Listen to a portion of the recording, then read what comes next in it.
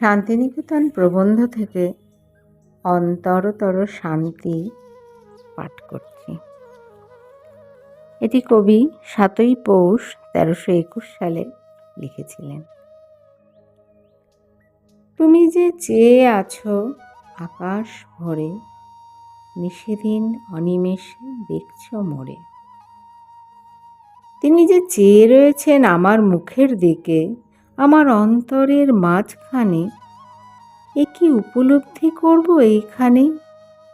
এসব কথা কি কোলাহলে বলবার কথা? তারার আলোকে স্নিগ্ধ অন্ধকারে ভক্তের অন্তরের নিস্তব্ধ লোকে যখন অনন্ত আকাশ থেকে একটি অনিমেষ নেত্রের দৃষ্টি পড়ে, তখন সেই নিঃশব্দ বিরলতার মধ্যেই এই পরম আনন্দের গভীর বাণী জেগে উঠতে পারে, এই কথাই মনে হয়। কিন্তু তা নয়। সেই বিরলতার মধ্যেই যে সাধকের উৎসব সম্পূর্ণ হয়, তা কখনোই সত্য নয়। মানুষের এই কোলাহলময় হাটে যেখানে কেনাবেচার বিচিত্র লীলা চলেছে, এরই মধ্যে, এই মুখর কোলাহলের মধ্যেই তাঁর পূজার গীত উঠছে। এর থেকে দূরে সরে গিয়ে কখনোই তার উৎসব নয়।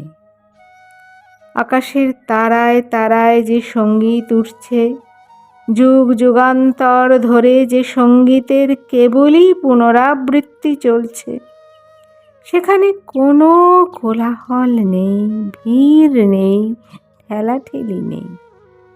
নক্ষত্রলোকে যেন বিশ্বরূপ বাউল তার একতারার একটি সুর ফিরে ফিরে বাজাচ্ছে। কিন্তু মানুষের জগতে যে গান উঠছে, সে কি একটি তারের সঙ্গীত?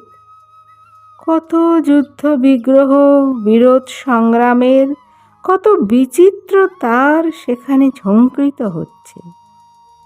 তার বৈচিত্র্যের সীমা নেই। কিন্তু এই সমস্ত বৈচিত্র্যের মধ্যে, বিরোধের মধ্যে শান্তির সুর বাজছে। মানুষের চারিদিকে ষড়রিপুর হানাহানি তাণ্ডব লীলা চলেছে, কিন্তু এত বেসুর এসে কই এই একটি সুরকে তো লুপ্ত করতে পারলে না। সকল বিরোধ, সকল বিপ্লব, সকল যুদ্ধ বিগ্রহের ভেতর দিয়ে এই সুর বেজে উঠল, শান্তং শিবং অদ্বৈতং। মানুষের ইতিহাসে এই যে উৎসব চলছে, তারই কি একটি প্রতিরূপ আজকের এই মেলার মধ্যে দেখতে পাচ্ছি না? এখানে কেউ বাজার করছে, কেউ খেলা করছে, কেউ যাত্রা শুনছে। কিন্তু নিষেধ তো করা হয়নি, বলা হয়নি এখানে উপাসনা হচ্ছে, তোমরা সাধু হয়ে চুপ করে বসে থাকো। সমস্ত পৃথিবী জুড়ে মানুষের জগতের যে একটা প্রচণ্ড কোলাহল চলছে, শান্তিনিকেতনের নিভৃত শান্তিকে তা আবিল করুক। মানুষই কোলাহল করে, আর তো কেউ করে না।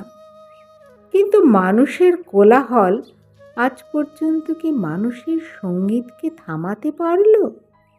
ঈশ্বর যে খনির ভেতর থেকে রত্নকে উদ্ধার করতে চান, তিনি যে বিরোধের এই কোলাহলের মধ্য থেকেই তার পূজাকে উদ্ধার করবেন। কারণ এই কোলাহলের যে মানুষ যখন শান্তিকে পায়, তখন সেই গভীরতম শান্তির তুলনা কোথায়? সে শান্তি জনহীন সমুদ্রে নাই, মরুভূমির স্তব্ধতায় নাই, পর্বতের দুর্গম শিখরে নাই। আত্মার মধ্যে সেই গভীর শান্তি। চারিদিকের কোলাহল তাকে আক্রমণ করতে গিয়ে পরাস্ত হয়। কোলাহলের ভেতরে নিবিড় রূপে সুরক্ষিত সেই শান্তি।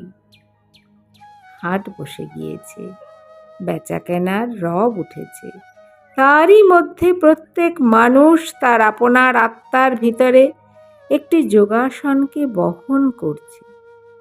হে যোগী, জাগো, তোমার যোগাসন প্রস্তুত, তোমার আসন তুমি গ্রহণ করো। এই কোলাহলে ষড়রিপুর ক্ষোভ বিক্ষোভ বিরোধের মাঝখানে অক্ষত শান্তি, সেইখানে বসো। সেখানে তোমার উৎসব প্রদীপ জ্বালো, কোনো অশান্ত বাতাস তাকে নেভাতে পারবে না।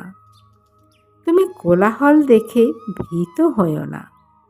ফলের গর্ভে শস্য যেমন তিক্ত আবরণের ভিতরে থেকে রক্ষা পায়, সেরূপ কোলাহলের দ্বারাই বেষ্টিত হয়ে চিরকাল মানুষের শান্তি রক্ষা পেয়ে এসেছে।